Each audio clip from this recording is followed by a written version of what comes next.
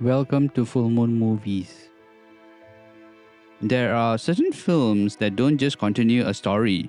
In fact, they change the way you see the world that story exists in 28 years later. The Bone Temple does exactly that. Instead of revisiting the chaos of the outbreak and immediate survival, it asks a more unsettling question. What does the world look like when survival is no longer the goal, but the only reality?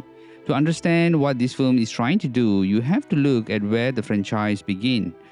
20 days later introduced us to a fast moving, terrifying version of infection, one that turned society into chaos almost overnight. It was immediate, intense, and grounded in fear of collapse.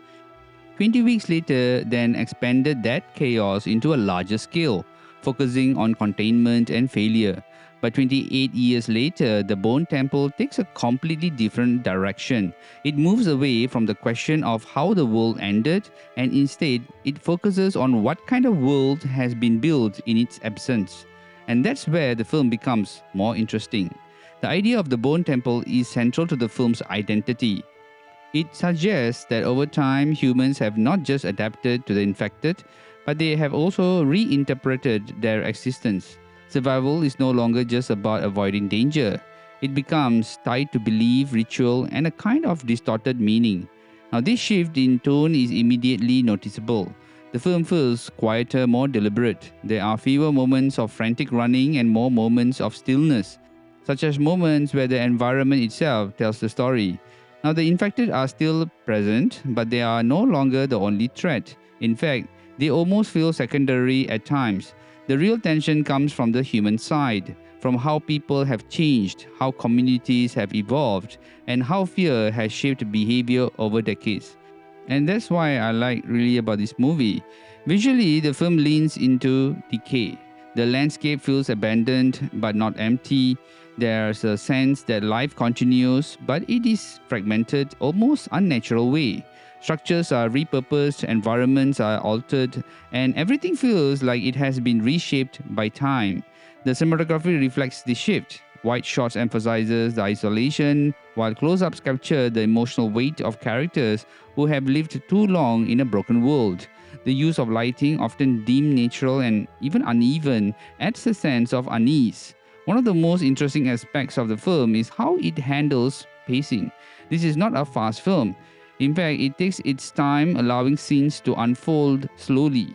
For some viewers, this may feel like a departure from what was actually made earlier films more engaging. But for others, it creates a deeper sense of immersion.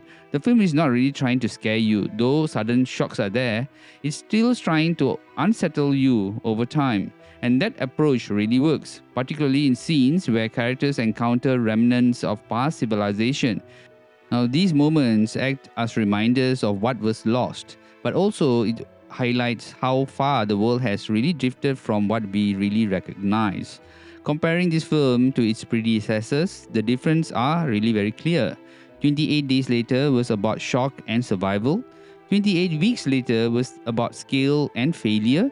And the Bone Temple is about the aftermath and transformation.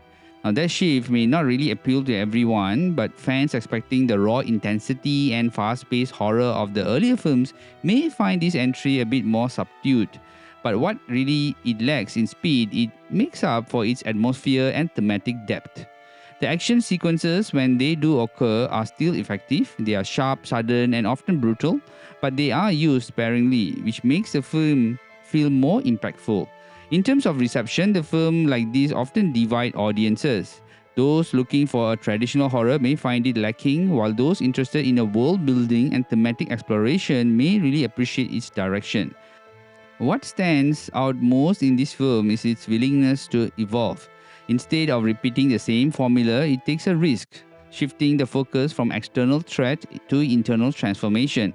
And that's where the film leaves its mark. By the end of 28 years later, the Bone Temple doesn't really offer clear answers.